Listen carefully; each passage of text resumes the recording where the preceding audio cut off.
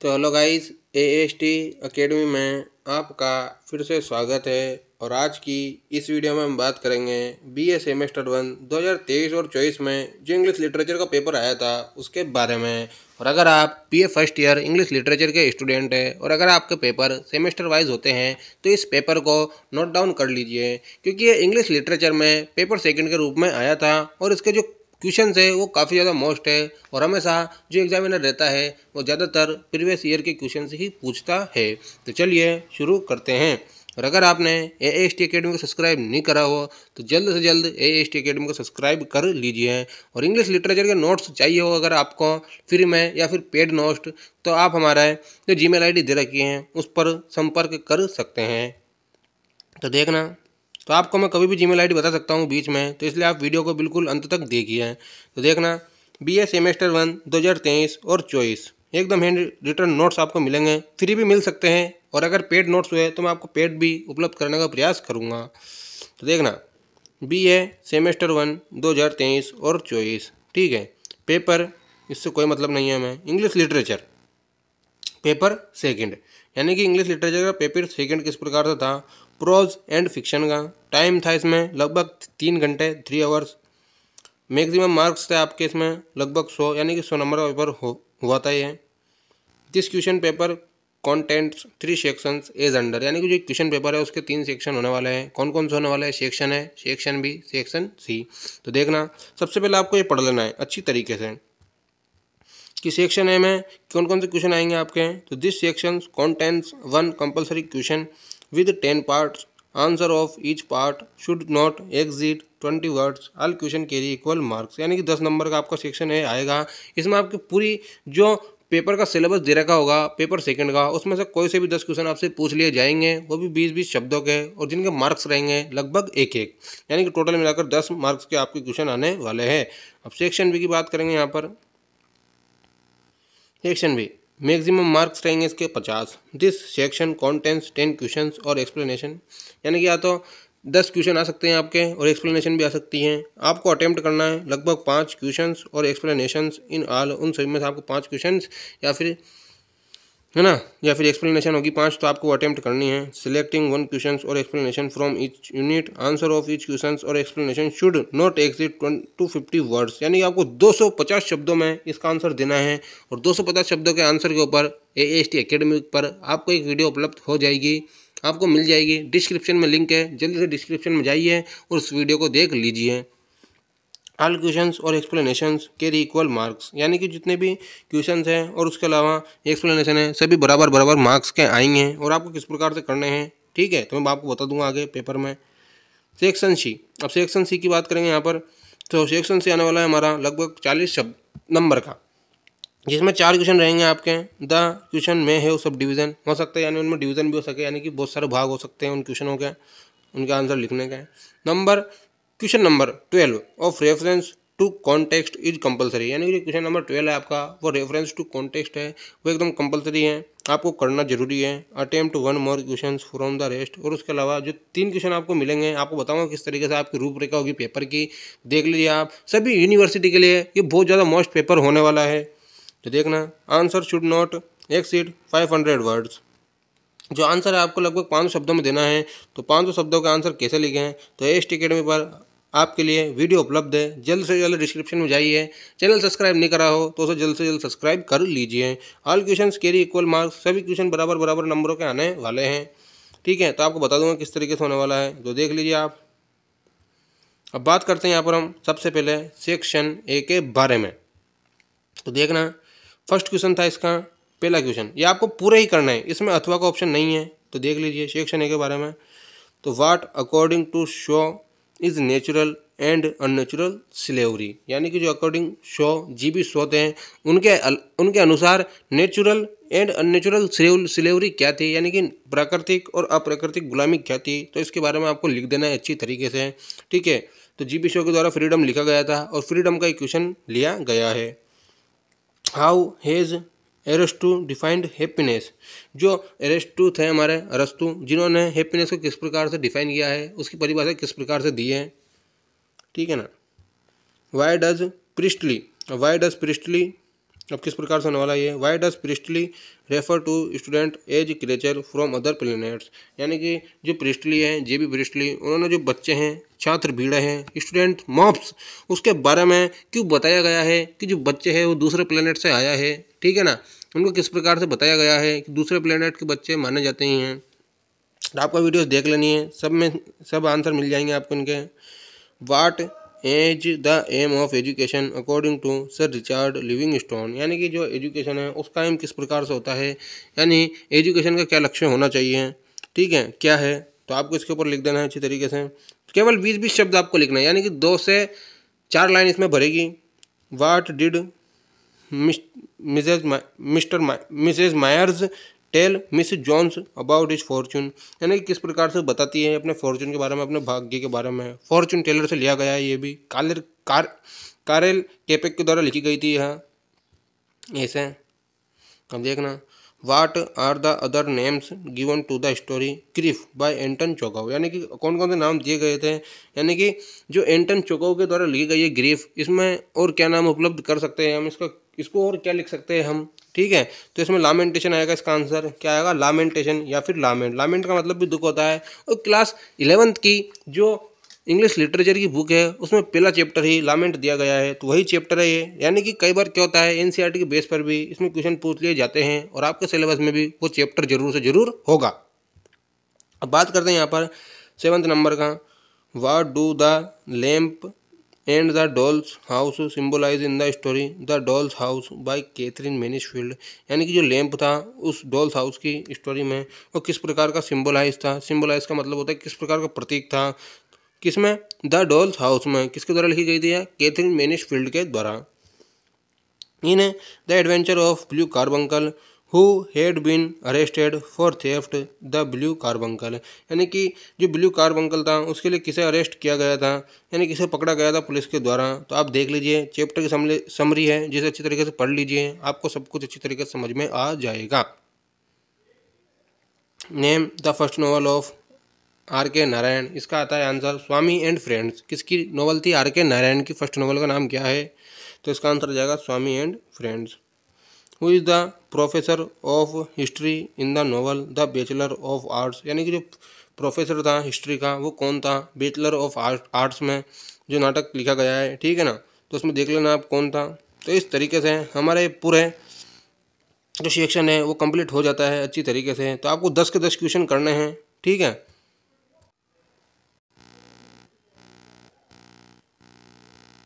तो अब बात करेंगे यहाँ पर हम सेक्शन बी के बारे में, इसकी यूनिट 1। अब इसमें आपको बता देता हूँ मैं पहले ही कि यूनिट 1, फिर यूनिट 2 और फिर यूनिट 3, इस तरीके से आपके क्वेश्चन आएंगे, फिर यूनिट 4 फिर और यूनिट 5, इस तरीके से आपके क्वेश्चन आने वाले हैं। तो आपको कुछ भी नहीं करना है, जैसे कि पर यूनिट में से आपको 2 क्वेश्चन दे रखे हैं, उनमें से आपको एक क्वेश्चन अटेम्प्ट करना है और लगभग 250 शब्द में आपको इनका आंसर लिखने हैं। तो देखना, what are the characteristics of bores according to E V Lucas, यानी कि चारित्रिक विशेषताएं क्या होने वाली हैं बोर्स की ईवी लूकस के द्वारा। तो आपको 250 शब्द में इसका आंसर लिखना है। तो आपको पता है कि 250 शब्दों में आंसर कैसे लिखते हैं, तो एस्ट अकेडमी पर जाइए, वीडियो बना रखी है मैंने 250 शब्दों के आंसर किस प्रकार से लिखे हैं बिना रुके और अच्छी तरीके से, ताकि आपके मार्क्स एकदम पूरे आए। अब बात करते हैं यहाँ पर, how does Shah define freedom, जो शाह था उन्होंने, जो जीबी शाह थे उन्होंने जो फ्रीडम थी उसको डिफाइन कैसे करा है, उसे परिभाषित कैसे करा है। Why does he feel that perfect freedom is not possible, और किस प्रकार से महसूस करते हैं कि संपूर्ण जो फ्रीडम है वह पूर्ण रूप से नहीं दी जा सकती। तो आप देख लीजिए इनके आंसर किस प्रकार से लिख रखे हैं, किस प्रकार से आपको देने हैं। तो आप दोनों में से आपको एक करना है यूनिट 1 में से। अब बात करते हैं यहाँ पर यूनिट 2 की। तो देखना, what are the essential ingredients of education according to sir Richard Livingstone. तो यहाँ पर बात करते हैं एसेंशियल यानी आवश्यक तत्व कौन कौन से हैं शिक्षा के, सर रिचर्ड लिविंगस्टोन के द्वारा। तो आपको लिख देना है वो अच्छी तरीके से। अब देखना 5वां क्वेश्चन होने वाला है हमारा, what are the deeply disturbing psychopathetic element in the present day youth as referred in the essay student mobs, यानी कि कौन कौन से डीपली डिस्टर्बिंग साइकोपैथेटिक एलिमेंट होते हैं, यानी कि अवांछित तत्व होते हैं प्रेजेंट में, वर्तमान समय में यूथ के तो आपको लिखना है स्टूडेंट मॉब के हिसाब से, जे बी प्रिस्टली के द्वारा लिखा गया था स्टूडेंट मॉब्स। तो आपको लगभग 250 शब्दों में इसका आंसर लिखना है, अच्छी तरीके से जमा कर लिखना है। और बीए की कॉपी किस प्रकार से भरें तो इसके ऊपर भी मैंने वीडियो डाल रखी है। और अगर आपको नोट्स चाहिए हो तो वीडियो के अंत तक बने रहिए। मैं आपको एक जीमेल आईडी बताने वाला हूं जिसमें आप मैसेज कर पूछ सकते हैं मुझसे कि हमें इस यूनिवर्सिटी के नोट्स चाहिए। अगर वो फ्री होंगे तो मैं आपको फ्री उपलब्ध कराने का प्रयास करूंगा, अगर वो पेड होंगे तो मैं आपको पेड भी उपलब्ध कराने का प्रयास करूंगा। तो देखना, यूनिट 3 की बात करें यहाँ पर हम, तो देखना unit 3 the story grief by Anton Chekhov deals with the insensitivity of women's to other people's grief comment. यानी कि जो ग्रीफ लिखी गई है किसके द्वारा, एंटोन चेखोव के द्वारा, डील्स करती हैं, डील्स का मतलब होता है किस प्रकार से डील्स करती हैं, insensitivity of women's to other people grief. तो आपको यहाँ पर इसके बारे में कमेंट करना है। कमेंट का मतलब है आपको अच्छी तरीके से लिखना है जमा कर आंसर। अब देखना, narrate how Mrs. Myers' predictions come true in the case of Mr. McClary। तो आपको इसके बारे में भी 250 शब्द लिखने हैं, क्योंकि आंसर तो क्वेश्चन तो छोटा सा ही रहेगा। आप सोच रहे हो कि क्वेश्चन बड़ा रहेगा, क्वेश्चन छोटा सा रहेगा बस, लेकिन आपको उसके बारे में समरी, थीम्स और उसके अलावा जैसे फिगर्स ऑफ स्पीच का यूज़ किया गया है, लिटरेरी टर्म्स का यूज़ किया गया है, इंट्रोडक्शन पोइट किस प्रकार से होता है, तो सबका आपको मिला चढ़ाकर और अच्छी तरीके से आपको 250 शब्द लिखने हैं। अब बात करते हैं यूनिट 4 की। अब आपको यूनिट 4 में कुछ भी नहीं करना है, देख लीजिए आप। How does Kezia's treatment of Kelveys differ from her sister. यानी केजियाज का ट्रीटमेंट किस प्रकार से करती हैं केल्वीज और उसकी बहनें अलग रूप से, ठीक है ना। तो देखना, तो इसका आंसर आपको लिख देना है अच्छी तरीके से। नवा क्वेश्चन है हमारा, what does Pahom want and what conflict does he overcome to get it. यानी कि जो पेहोम था उस वाले चैप्टर में, पेहोम वाले में, तो उसमें किस प्रकार से उसकी क्या डिजायर थी, क्या जानता था वो, क्या मांगना चाहता था और उससे किस प्रकार से उभरा वो। पेहोम वाले चैप्टर को आपको अच्छी तरीके से पढ़ लेना है, फिर आपको समरी याद कर लेनी है उसकी और अच्छी तरीके से 250 शब्दों का आंसर लिख देना है। यूनिट 5। अब यूनिट 5 की बात करते हैं यहाँ पर, in what way do we find Chandran's mother as. अब देखो मैंने आपको बता रखा है कि इसमें क्या होता है कि एक वो आपको ड्रामा आता है यूनिट 5 के अंदर। तो in what way do we find Chandran's mother a typical Indian housewife. अब किस प्रकार से हम जानते हैं कि जो चंद्रन्स मदर हैं तो किस प्रकार से पा सकते हैं कि एक इंडियन हाउस वाइफ है, ठीक है ना। और how do the circumstances in his life help Chandran to evolve as a matured personality. यानी कि जो परिस्थितियाँ थी चंद्रंश की अपनी लाइफ में, अपने जीवन में, वो किस प्रकार से एक परिपक्व पर्सनालिटी डेवलप कर पाया।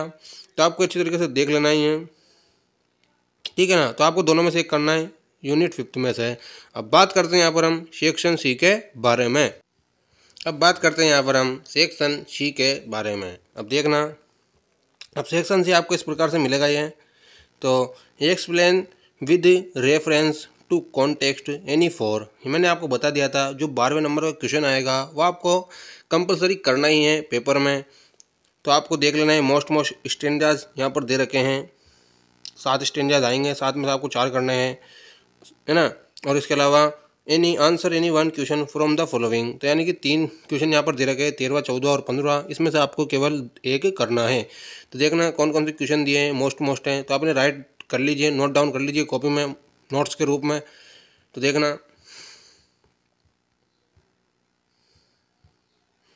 Students explain with reference to context any four. Students are not supposed to be ignorant and stupid. If they are, then they should be sent home and not received higher education at public expense. They are wasting not only their own but their people's times, energy and money. तो आपको देख लेना है, ये लिया गया है जे B priestly का स्टूडेंट मॉब्स है और इसके ऊपर भी मैंने वीडियो अच्छी तरीके से बना रखी है, आपको अच्छी तरीके से समझा रखा है कि BA फर्स्ट ईयर की कॉपी में एक्सप्लेनेशन किस प्रकार से लिखनी है। तो ठीक है ना। अब देखना यहाँ पर ये हो गया हमारा पूरा। अब बात करते हैं यहाँ पर सेकंड वाले की। तो just see how it glints and sparkles, of course it is necklace and focus of crime, every good stone is, they are the devil's pet baits. अब आपको देख लेना ही है, ठीक है। अब देखना, I am a socialist because I want to see my fellow men and women enjoying the advantage which I enjoy myself. I know socialism will not confer all these advantages in an instant But if I live to see capitalism overthrown and the works in the power through most of Europe, I shall die happy. अब आपको देख लेना है किससे लिया गया है ये। तो burning with shame shrinking together somehow they crossed the big courtyard and squeezed through the white gate. अब आपको देख लेना है किससे ली गई है, किस प्रकार से, किसके पॉइंट कौन होने वाले हैं। The slavery of man to man is the very opposite of this, it is hateful to the body and the spirit. Our poets do not praise it, they proclaim that no man is good enough to be another man's master. यानी कि ली गई है freedom से, जो कि GB. Shah के द्वारा लिखी गई है ना। अब देखना, that's just it growled mister McLeery, some young whipper snapper went crazy about her before I know what was happening, he is a millionaire or a businessman from Melbourne. I tried to stop her, but Mr. McLeary made a helpless gesture with his hand. A week ago, they sailed together Australia. अब आपको बताइए किससे लिया गया है, तो आप देख लीजिएगा अच्छी तरीके से। देखना 7वें नंबर का, the disappointed suitors begin to jeer at Sindhu and someone cried aloud, this is an error of destiny, trick of fate, perhaps of a curse of God. Sindhu replied in a quiet but firm voice, no gentleman, this is a triumph of fate, love and patience. यानी कि लिया गया है हमारा उस three gods, the three dancing gods से लिया गया है। ठीक है, अब बात करते हैं यहाँ पर हम, answer any one of from the following. अब ये भी मोस्ट है तो आप मोस्ट लगा लीजिए इन्हें। Bring out of the conflict between tradition and modernity in R.K. Narayan's The Bachelor of Arts. Also comment on the humor and pathos in the novel. अब देखना, how does the essay What I Require from Life, J.B.S. Halden express his desire from himself as an individual as well as a member of the large community. यहाँ पर बात करते हैं अब, right a character sketch of Sindhu based on your reading of the story the three dancing God. तो इस तरीके से आपको सिंधु का कैरेक्टर स्केच लिख देना है अगर आपको याद हो, और लगभग आपको इनके आंसर कितने शब्दों में देना है, 500 शब्दों में आपको इनके आंसर्स देने हैं। तो मैंने 500 शब्दों के ऊपर वीडियोस बना रखी है कि 500 शब्दों में आंसर कैसे दें और किस प्रकार से दें। तो आई होप कि आपको ये पेपर अच्छी तरीके से समझ में आ गया होगा। तो आप इसे अच्छी तरीके से नोट डाउन कर लीजिए, और वीडियो में अगर आपको समझ में एक बार में नहीं आया हो तो दूसरी बार वीडियो को देख लीजिए, और आपको ऊपर स्क्रीन पर दिख रही होगी जीमेल आईडी, इसके ऊपर आप मैसेज कर दीजिए, मैं आपको नोट्स प्रोवाइड कराने की कोशिश करूंगा। And thanks for watching, subscribe for more videos.